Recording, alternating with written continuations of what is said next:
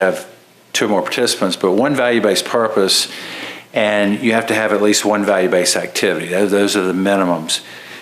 You have to define a target patient population, and you have to have a governing body that's responsible for monitoring and assessing whether or not those activities are accomplishing, are moving you towards accomplishing those purposes. And if you do this correctly, you can also be achieving clinical integration as that same process of measuring and adjusting as you go forward. If you step into these new rules, if you're in the value-based, arrangement, you're a participant in a value-based enterprise, there's no fair market value, for compensation, no fair market value requirement under START, no prohibition on payments varying with the volume or value of referrals. The group practices have special treatments that you can pay physicians in group practices in direct relationship to the volume or value of the referrals of designated health services. The one thing, and I didn't mention this earlier, but I wanted to mention it particularly for the folks who are in the evaluation industry, this only applies to Medicare and federal payments, and it doesn't apply to the IRS's standards for fair market value. So if you're a tax-exempt hospital or health system, you still have to live with the fair market value requirements, but as you transition through reform, there's going to be questions of as payment mechanisms change, but at least you're removing the risk from Stark and any kickback if you comply with these rules. And then you have to have a good faith belief and that your activities are going to accomplish the value-based purposes. And those value-based purposes are either coordinating care, improving quality, lowering cost, or helping providers transition from fee for service. And that's really, I think, the touchstone of gaming this is when you can always paper stuff and just try to go through formalities. But when you talk about compliance, you got to be working towards, and we heard this a little bit on the operationalizing the value-based enterprise of, pay for performance, you got to be able to prove it. You got to have documentation. It's the same thing and overlap here. You got to be able to show that you're recording and documenting your achievement of these value-based purposes, and you have to have a good faith belief that these activities will accomplish it, or you have an obligation to adjust and change, and you have time periods to do that. And these protections still are in place as long as you adjust or eliminate that activity within that time frame. You've got your revenues, and these protections only apply to your target patient population. So that's another sort of documentation step. You have to be able to demonstrate these activities we're dealing with the patients that you've defined, and those are the ones that have the protection. That's a quick overview. So I'll jump around a little here on data. I think Mandy can help us with validating some of that through data. But before we go there, I know you and I have worked through some of these issues, and so I think one day we were like, geez, if we establish a value-based enterprise, can we have physician ownership, in that entity? And so we started to think about it, and, okay, so Stark law. I don't think a value-based enterprise engages in designated health services. They're listed in the statute, and you're either in or you're out, and that list doesn't include a value-based enterprise engaging in value-based purposes. So, I told Ed, I think we kind of get through the Stark law, and it says, well, what about, the kickback statute, which is an intent-based statute? And I was like, well, a couple things here come to mind to me, Ed. One, if we can work our way through the Stark law, I'm not sure that there's any space that you could find an intent to violate the kickback statute through a physician investment in an entity that complies with the Stark law. And then the other feature that you have is that this is the type of entity and type of enterprise, if you will, that has been essentially blessed by the federal government and promoted and incentivized to be created and operated. And so, the prospect that you might have liability under the Stark or kickback law for physician investment interest in a value-based enterprise, to me, is really a non-starter, So, how does an organization sort of protect themselves from that kind of risk? Well, if they are engaging in activity that really doesn't have anything to do with the intent to pay for referrals, and that's, documented, or they get advice from counsel that it does comply with the Stark law or the kickback statute, that they can rely on in good faith, that's an absolute defense to any kind of intent-based statute or allegation of healthcare fraud. So to me, it's a very safe space. And the other thing on the concept of compliance with the Stark law, sort of crosswalking to compliance with the kickback statute is, not something that I just made up. CMS kind of acknowledged this concept in their shared savings arrangements, where they conceded that if there was compliance with the Stark law, they would deem that also to be compliance with the kickback statute. So to me, it's a very wide space with real opportunity to confirm that it's in compliance with the law. And if I can just expand on that a little bit, because the conversations that Gabe and I have had as we work with clients is there's a dichotomy in a care coordination model between what Stark allows and what the anti-kickback safe harbor allows. And one is Stark doesn't have a fair market value requirement. The anti-kickback statute safe harbor at that level only gives you relief for in-kind remuneration, not cash compensation. And there's no removal of the prohibition on the volume of value requirement. You have a separate safe harbor you can go to for cash compensation that still has those two requirements, fair market value. So the question is, if you're complying with Stark, safe harbors are optional. They're not required. Stark is required. You have to go there first. And traditionally, the financial relationships physicians had with entities providing designated health services, whether it's imaging or, hospitals or, et cetera, those relationships created the problems under Stark where you're searching for relationships. And physicians were typically trying to, like we heard Jeff Thraman in the earlier panel, he started a gamma knife business. That's a designated health service. Or if you something else and you get pushed out because you can't fit within those exceptions, and you're really looking at those revenues from the ownership interest in that entity.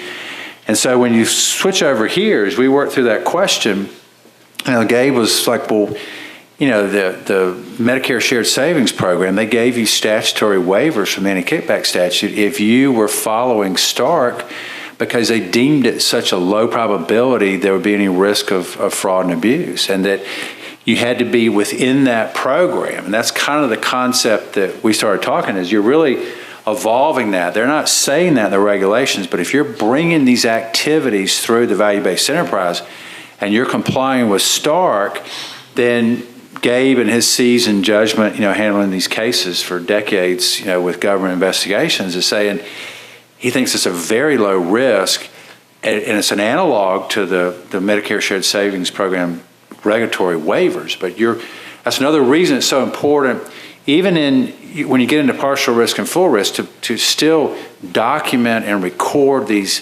activities and these outcomes and the measurements with the same degree of specificity you would in care coordination, because you're wanting to build this reliance on the value-based enterprise for relationships that are being conducted through this value-based enterprise that are not in safe harbors, because you can't always get in safe harbors, and you can look on the face of care coordination and you can't be in both at the same time. And that's what led to this discussion. Yeah. Well, so a couple things. I notice in relatively recent advisory opinions that the Inspector General publishes that they're using the phrase to sanction certain activity that implicates the kickback statute. They're using the phrase more and more, low risk of fraud and abuse. This is a situation that we conclude would be low risk, so we wouldn't take action under this circumstance, even though in theory it implicates the statute, okay? And the other thing, to Ed's point about, well, in the kickback statute, you don't have to be in a safe harbor, it's optional you can still be in compliance with the law, even if you're not exactly in a safe harbor. And a lot of the safe harbors are very narrowly drawn. Well, there's this whole world outside of the safe harbor of compliance activities that can be supported with the case law and developments, and through the opinion of counsel that you can rely on in good faith. So to the extent that that sort of thing can be a stumbling block to developing your business model or proceeding, oftentimes or not, you'd be surprised that there's sort of a way to address that and move ahead and not get frozen in the kickback quicksand. And we think, if I might, that most lawyers are doing transactional healthcare regulatory analysis. If they go into Stark, they comply with Stark. If they don't meet the anti-kickback safe harbor, they call it an intent-based analysis. And that's basically saying, and what we used to do before these rules is we'd go look at the safe harbor and say, well, we can fit in 9 of the 10 requirements, so let's document the 9, and we're missing the 10th because our intent is something else. It's not to pay remuneration for referrals. That's sort of the classic model that I think people would generally go by. But what we're saying is, use this vehicle to document your intent for you. And we think it gives you more protections, and it goes to this basis of documenting what you're doing and measuring. Yeah. And it becomes... No, it's very, I call it a safe house. So, Mandy, so, we're talking about arrangements here that, and intent that's validated by identifying a patient population, by identifying efforts to coordinate care, to improve quality, to reduce cost. How does data help us in this regard, or how does it help us defend things in this regard? Sure. So, can you hear me okay? Yep. Okay. I can hear you. Can everybody else hear me? Okay. I'm not sure. Hit that. There you go. Okay, much better. So I think there's 2 things that I want to talk through. First is thinking about investigations, right? If an issue has been identified and potentially the organization didn't fall within the safe harbor, where do you go from there, and how can you use data to help? And so typically what we're doing is we're looking at data for utilization, right? So a provider organization has an agreement with a hospital and they're being investigated because there's an issue with that arrangement. We will go into the data and we'll say, what is the utilization? When the agreement went into place, did the utilization change? Was there intent that you can see through the data? And here we're beginning to understand and tell a story as to what has been happening and what is happening in the future. So if we're thinking about it from a compliance perspective and potentially an organization that is going into one of these agreements, I think you can use data in the same way. So first you can say, what has this organization done in the past, right? Before any value-based arrangement has been put into place, what does the utilization look like? What does the patient population look like? And then as soon as that arrangement is put into place, you want to make sure that the organization is tracking information so that they can then meet the requirements of being able to prove that the arrangement is acceptable and that it's working and that it's providing value. So are you tracking the right metrics in terms of quality? Are you tracking the right metrics in terms of patient utilization? Because those are going to be things that you have to have a plan beforehand, right? You don't want to wait until the year is up and then say, oh, I didn't actually think to track this piece of information, because then it's going to be too late and you're not going to be able to prove that you're falling within this safe harbor. So I think thinking about data from that perspective is going to be helpful when you're setting up the arrangement to make sure that you can answer the questions that you're going to be asked a year down the line, 2 years down the line. What's the source of the bottom line source of the data, the medical record in this context? It's typically the medical record, yeah. Either the EHR, it's going to be your billing information. Oftentimes if those are linked, you're going to want to use both of those pieces of information. But the medical record is important. Okay. So we've seen the some examples of where risk-based payment has come into great question by the federal government. So to kind of set the stage for this, you probably realize that if Medicare Advantage plans under Part C are administered primarily with commercial insurance companies who contract with CMS to treat insureds that decide to purchase their insurance plans. Sometimes directly, some of these insurance plans are on the insurance exchange too, but in each case there's federal money involved, which means that these organizations are susceptible to False Claims Act liability and the threat of a whistleblower qui tam case. What we've seen develop over the years, roughly since 2009, is that whistleblowers were bringing to the government's attention that their risk-based arrangements with these Medicare Advantage plans were being gamed for higher reimbursement, because reimbursement to a Medicare Advantage plan is based on the extent to which the managed care plan will have to treat the patient, okay? And if the patient is a high-risk patient who will require greater utilization, the reimbursement is higher. And the government really, they were just paying capitated payment going along. They really didn't look at this issue, but the whistleblowers started bringing it forward.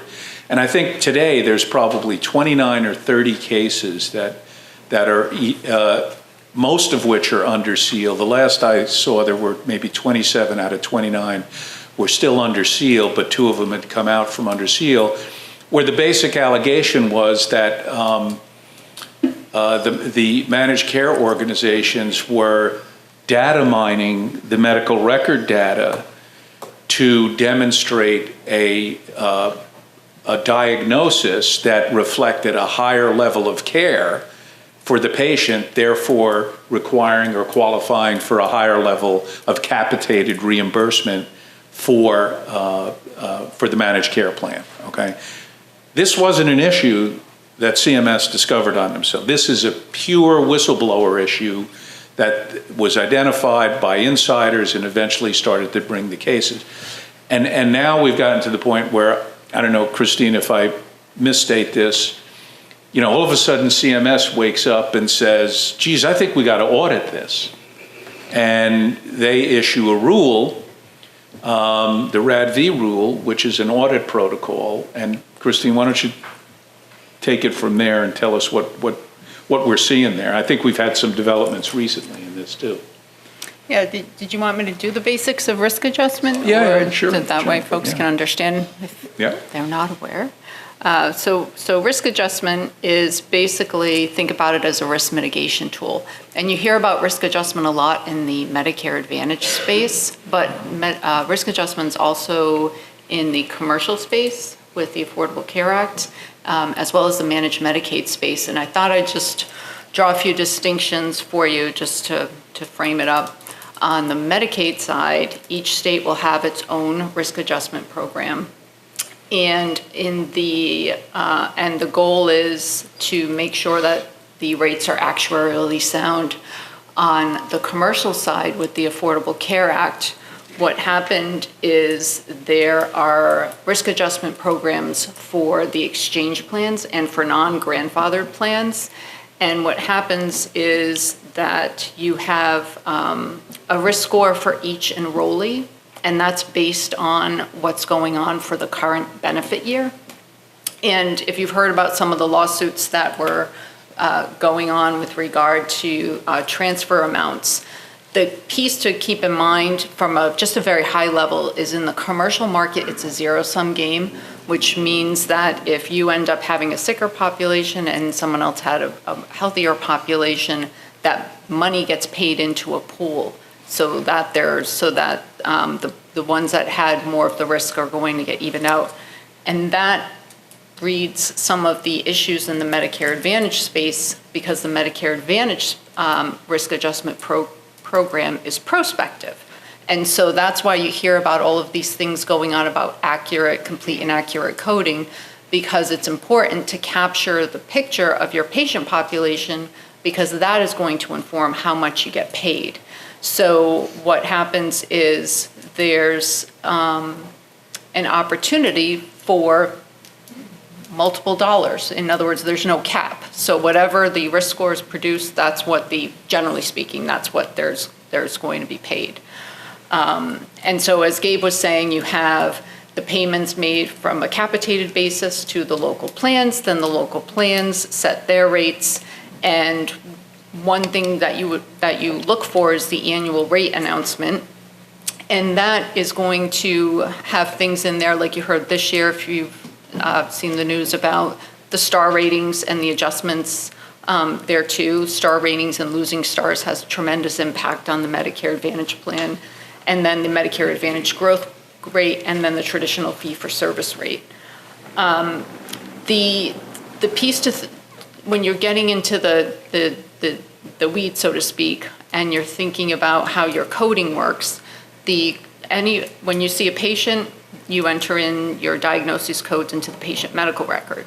And then those diagnoses codes then feed into broader diagnoses groups. Those diagnoses groups feed into HCC scores.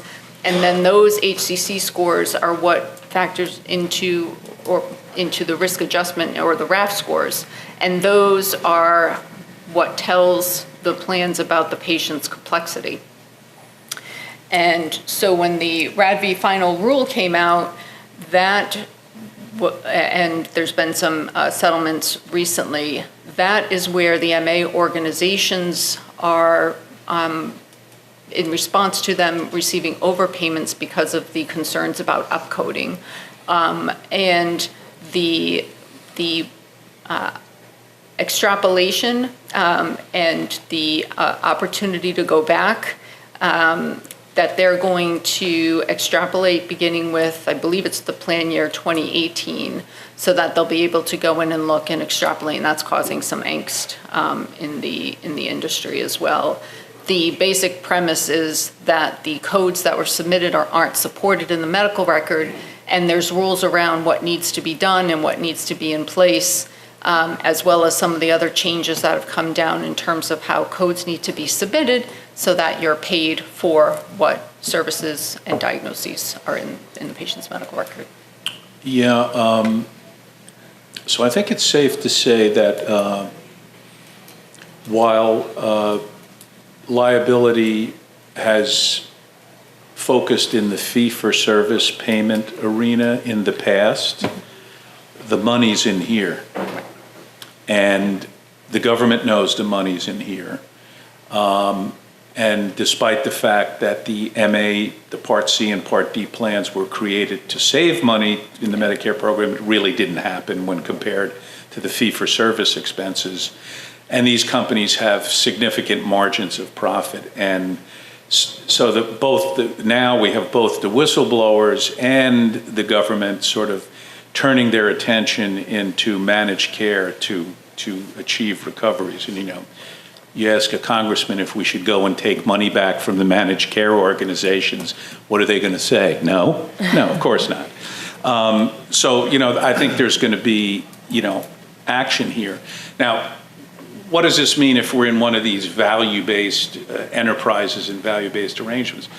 Well, the scheme that we're talking about is sort of unique to the capitated payment model for Medicare managed care plans, but it is a risk-based model, and there's no doubt that eventually there'll be discovered arrangements that are subject to abuse or potentially fraud, even as we move into the value-based arrangement space. I just don't know exactly what the theories are going to be yet.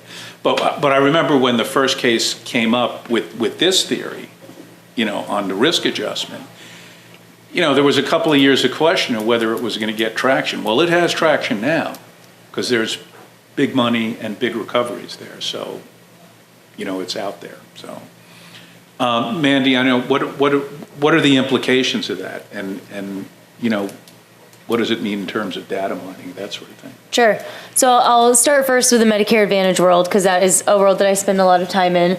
And like Christine said, Medicare Advantage plans are paid based on the diagnosis codes that their patient population has, right? The more diagnosis codes the patient population has, the more the Medicare Advantage plan gets paid. What that means is that the contract is essentially, what is the Medicare, like when the government's thinking about an investigation and trying to understand if something fraudulent has occurred, I think the question always comes down to, what is the organization incentivized to do in terms of their payment? So a Medicare Advantage organization is incentivized to have more diagnosis codes in the record to increase their payments. And so that's why they scrutinize the diagnosis codes that are on record, because they know that that's what's driving payments. And that has caused Medicare Advantage plans to spend a lot of their focus on how can we ensure that we're capturing every single diagnosis code that a patient has. And that has led to tension between the government saying you're adding too many and the Medicare Advantage plan saying, no, we're trying to make sure that everything is documented, so we're getting paid the appropriate amount. So if we think about that for the future, right, and you're thinking about other value-based arrangements, the real big question is, what is the incentive, what is the payment incentive in this value-based arrangement? And so if you're thinking about it from a compliance perspective, you really should be focusing on, what are my risk areas, right? Where the organizations are getting paid based on X, Y, and Z. Can I make sure that I am protecting those and I'm like capturing everything I need to capture, so that if the government comes knocking in 5 years to say this is the next big thing, right? We've been looking at Medicare Advantage, the penetration rate is up very high, and so it's not something that they're going to stop looking at. But if we're going to be replacing some of our fee-for-service arrangements with these value-based arrangements, the government is going to come in and say, well, where should I investigate based on the incentives? And you can find that from data, right? So on the Medicare Advantage side, the data that you're looking at is that the Medicare Advantage plans are sending diagnosis codes to the federal government on a monthly, weekly basis to document that their patients have these conditions. And so in the fee-for-service world, you're just documenting these are the services that are provided. Yeah. And I think in the value-based, it's a combination of both, right? You're tracking the conditions that the patients have and the services that are being provided. You know, in the risk adjustment space, I've seen obviously managed care organizations be subject to liability, but I've also seen physicians who work with the managed care organizations also fall into the trap, because the organizations, at least early on, were providing incentives to the physicians to make sure that they drafted their medical records in such a way that they could identify the right diagnosis. And some plans were a little bit more proactive than others in trying to address that risk, and others, I guess, unfortunately, has left it to the whistleblowers to expose it. Let me put it that way. And you see it a lot too if the physician group is employed by the Medicare Advantage or owned by the Medicare Advantage plan. Yeah, that's right. Okay, so Ed, back to what have we seen? Have we seen a reluctance to move in this space because of compliance concerns? I wouldn't say a reluctance because of compliance concern. I think people, the folks we've been talking with, they tend to want to know. I can't tell how many times people say, well, show us a proof of concept, and it's really, you're blazing a new trail, a new path. Is that like proof of life or something? Or they want to show that it works or somebody else is doing this. And there are people doing it today. And I mean, Jeff Thraman's doing it today. And we've got another panelist, Mark Miller, is getting ready to do it. But the reality is, there's really no downside in trying to protect yourself. I mean, there's maybe some more time and expense and creating an enterprise, value-based enterprise, and document it. So I think it's, we see clients, particularly the institutional clients, they want some certainty, or they tend to want to sort of all move in sort of like a herd. And I think lawyers are like that too. But I think one of the fascinating things for me is this is an opportunity, and it's a time for people that want to strike out and move forward. I think it's inviting because you're eliminating risk if you do this correctly. But something that I think was interesting as you and I started working together on some of these questions, Gabe, is that even though we have these safe harbors, it doesn't mean you're safe. I mean, you still can have relators coming after you and well, yeah, let me, I was just thinking about that because, in the interest of appreciating the whistleblower phenomena, the ramifications of that phenomena is that in healthcare, we really operate in a fishbowl, okay? Because if I'm working with Ed and we're in an organization and we're working together and Ed gets annoyed because they cut his compensation or they're retaliating against him for bringing up compliance issues. Next thing you know, Ed could become a whistleblower, right? I mean, if the federal government is paying millions of dollars to whistleblowers and they advertise it regularly, it's no wonder you're operating in a fishbowl. And what happens in the real world, if you're an employee and you get terminated, you go see an employment lawyer. And today the employment lawyers ask you a couple of questions, but one of them is, are you aware of any fraudulent practices that are taking place in your employer's organization, okay? And then if the answer is, well, yeah, I think I saw a couple of emails that suggested X, Y, and Z, well, then the employment lawyer is bringing in a whistleblower lawyer, and now you're sort of on the downward slope of potentially, having a case filed alleging a compliance issue that could be 90% the imagination of the relator and 10% having subtraction. If you deal with that issue internally, if it comes up, you have a decent compliance program and that issue comes to you internally and you get to address it internally, I'm going to say roughly that's a $100,000 investment. If that same issue flips out to the Department of Justice as a whistleblower case, and now you have to address it and you got the Department of Justice in the front seat with you driving the car, that's a $500,000 to $1 million investment to drive that thing to the best place you can get it driven to, okay? So no matter what we do, you got to take the compliance assessment, and you got to maintain whatever protections you can to try to prevent these cases from being flipped out into the whistleblower world, because there's a lot of lawyers out there who have gravitated into this space because there's no cap on damages. That a lot of your med mal plaintiffs lawyers have been, I don't want to say they've been put out of business, right, Elliot, but there are caps on damages, so it's kind of chilled their, revenue streams.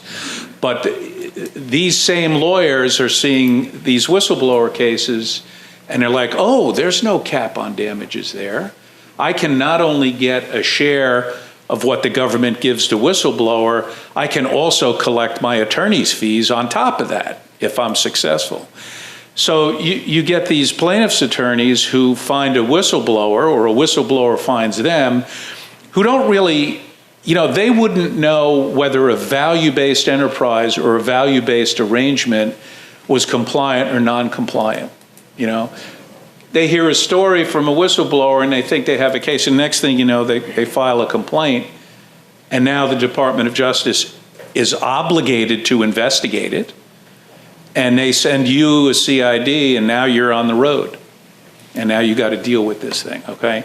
And that's what we're seeing out there. I mean, when I see a relator's attorney who is, Joe Blow plaintiff's attorney with like a small practice, I'm like, I feel like calling my friend in Atlanta, Marlon Wilbanks, who's one of the most successful whistleblower attorneys in the healthcare space in the country, and putting him on the case instead, because I can settle the case with him on the basis of, what makes sense. You get these plaintiffs attorneys who do this, and they're just shopping for money, and it's a whole different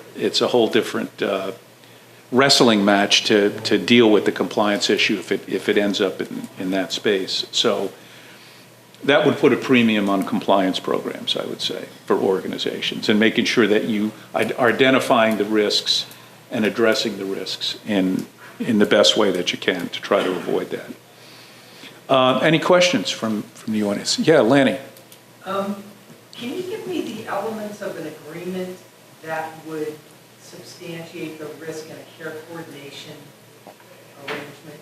Oh, yeah, Ed can do that. Can you repeat the question? Yeah, so risk is ill-defined, as you've said all day. Care coordination, from my perspective, I don't know where the risk is, but that's one of the elements that you can use a value-based enterprise with or through. How do you substantiate the risk in a care coordination agreement? There is no risk from the risk contracting perspective. I mean, you're developing activities, which I'll call protocols or processes, that are designed to move towards one of those four purposes.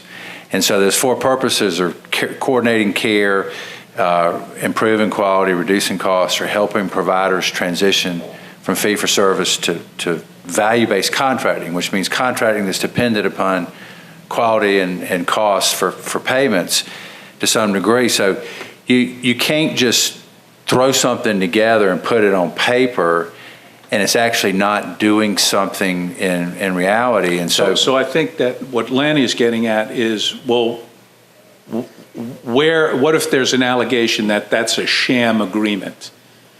You know, how are we going to show that it isn't? Right, not just that, but the value-based enterprise requires risk.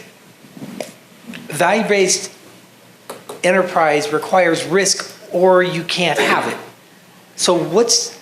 No, I'll correct you. I mean, I'll clarify that right there. Remember, I call them three models: care coordination, partial risk, full risk.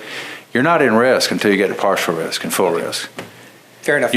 That's an easy place to start, and you're just trying to alter behaviors and coordinate the collaboration among providers. I mean, the example they gave in the CMS preamble was, as part of care coordination, these diagnostic tests, they think there was a study that showed that maybe this dual modality would be, more effective at preventing certain types of, cancers or whatever, or catch them earlier. And that's just an activity that has some correlation to ultimate outcomes of quality and cost. And so you get to innovate, you get to create all this. There's no hard lines. And so if you get audited, and this is something, you're talking about the data, your protection is in your data. And where we've done care coordination with clients, you got to come back at least annually, and the board of the value-based enterprise needs to be showing through documentation, okay, these were our goals. These are the things providers did throughout the year, that, whether it's in the medical records. Mm-hmm. And we think based on these behaviors being altered, these purposes were either being achieved partially, and try to substantiate that if you can quantify it, it's even better. But these outcomes were being achieved, or they were not. And if they were not, you're supposed to modify it or terminate it, and you got like 60 days to do that. There's a little bit of variation between the two rules on the time frame, but you get a grace period if you come. I mean, part of your compliance and part of your compliance plan it needs to have is you're doing this documentation, you're coming back at least annually, and you're measuring. Are you making progress towards a goal, and then you're documenting whether you have to eliminate it, modify it, or you're going to continue to use it.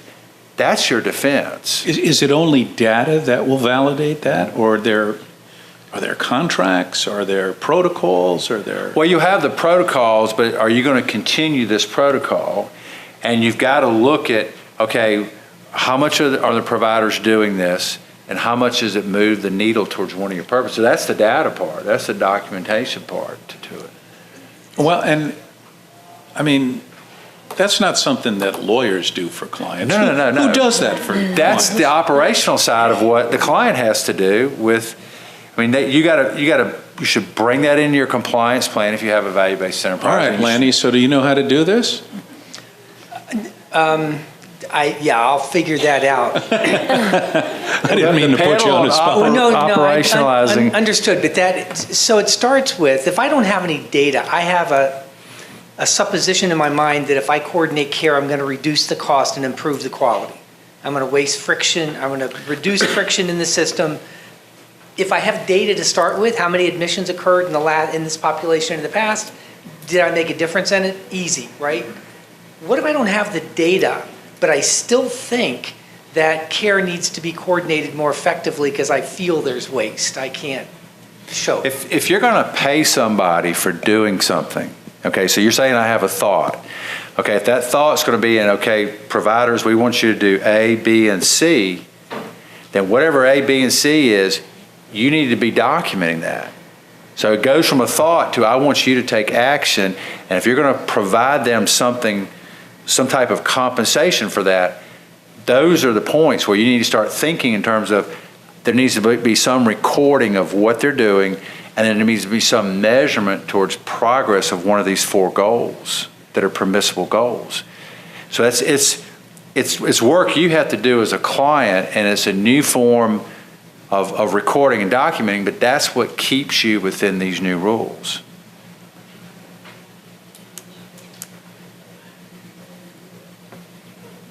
Does that help?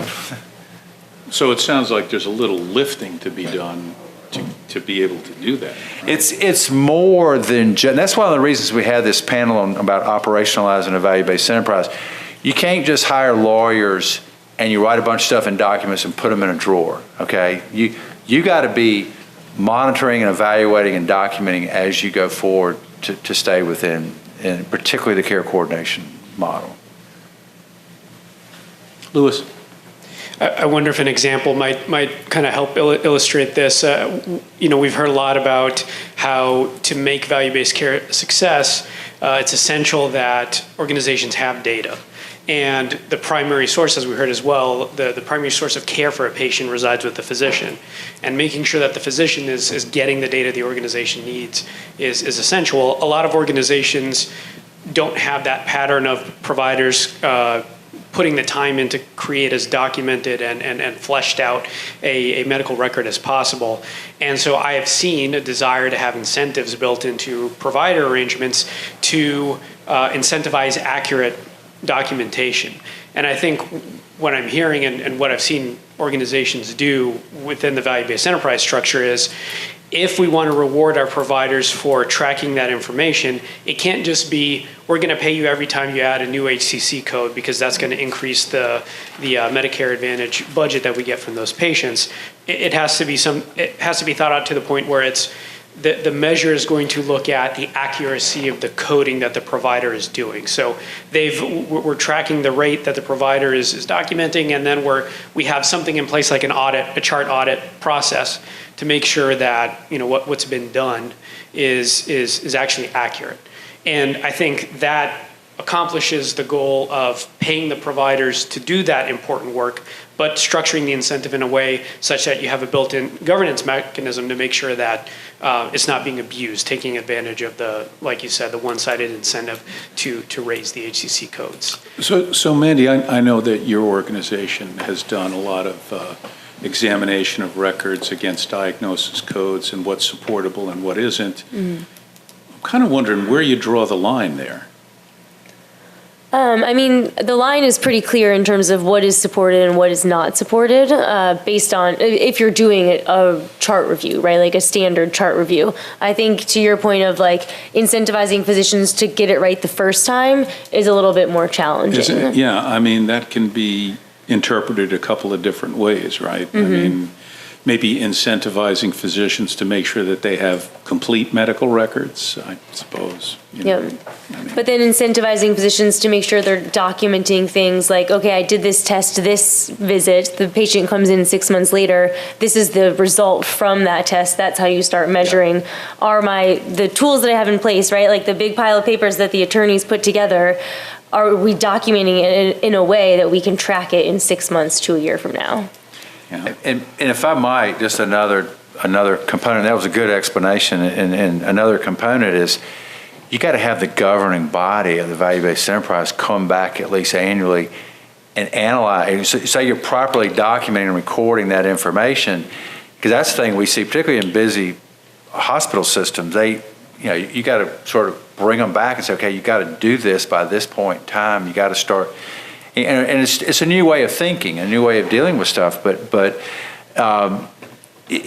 that's the second half of that. You got to get the recording done, but then you got to have the governing body of the value-based enterprise evaluating and making those determinations. Is this making progress? And there's no certain level of progress you have to make. Are you making progress? And you probably ought to consider it reasonable progress, but then in making decisions whether to keep that activity or protocol, to modify it or terminate it. So that's the other half of that equation. Gabe, I can add, just from the perspective of the managed care contracts, the new Medicare Advantage regulatory addendum that the payers are asking to, they're looking more at complete and accurate coding, and that's one thing that you have to do as part of compliance with your managed care contract. And now with the switch to having everything go through an encounter data submission, there's not only the complete and accurate coding on the front end, but then there's also how much information gets translated onto the 837 file, the 1500, because you don't put every single diagnosis code. And so there's additional requests for if you're in fee for service and not necessarily the model where you're giving them additional codes, is how much are you putting on there and what are they asking you to do? And if you go back and identify another code, do you have to submit another claim? So there's all these permutations now with the focus, and then with the change in the version from V24 to V28, and how that impacts the HCC coding is huge. So there's all of these moving pieces that you have to think about when you're implementing a program. Where's the mic? The roving mic. There you go. So Christine, you said that the contracts are changing to require complete and accurate coding, but are the MA plans actually policing that, or are they just putting in the words? So I think there's always been an expectation that there's complete and accurate diagnosis coding, and what the plans are looking to do is there's different payers they send out nurses to the homes, and then they give examples of things on the next annual wellness visit. Can you check patient X for this diagnosis? And kind of giving them a prep for, make sure you look at this. Did you miss it the last time?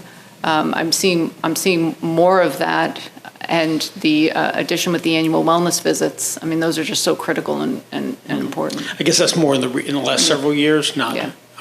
Because if you follow it from the various frauds that have been settled, I mean, you're looking at kind of, you're looking at cases that happened 5, 7, 9 years ago, as opposed to anything that's going on right now. Because like Cigna's case was pretty brazen, but that was 2014 to 2019 or something. So, it's hard. I don't know what's going on now because I don't see. Well, yeah, I mean, your point is well taken. The settlements that you're seeing now are for activity that occurred and that the whistleblowers started raising in their cases back in 2009. Right. And now they finally got around to settling them. And, I mean, the one practice that kind of surfaced in these cases that I thought was really, I don't know how you wouldn't figure out that this would subject the organization to fraud liability, but they would send out like home health representatives into the homes to develop information that might require a higher risk score, okay? But the information didn't have really any anchor in true medical validation. It was just, let's go interview the patient and get their chief complaints, and maybe we can get a higher diagnosis code. I mean, the United case started in 2014 and isn't going to go to trial probably until 2025. So, yeah. And who knows how that's going to turn out. Yeah, which isn't unusual, unfortunately, or fortunately. Okay, I suppose we have a little bit more time. Any other questions before we break? I would say that one thing I'll add, if we have a few minutes, we were talking earlier about incentivizing providers to ensure that they're including complete and accurate documentation.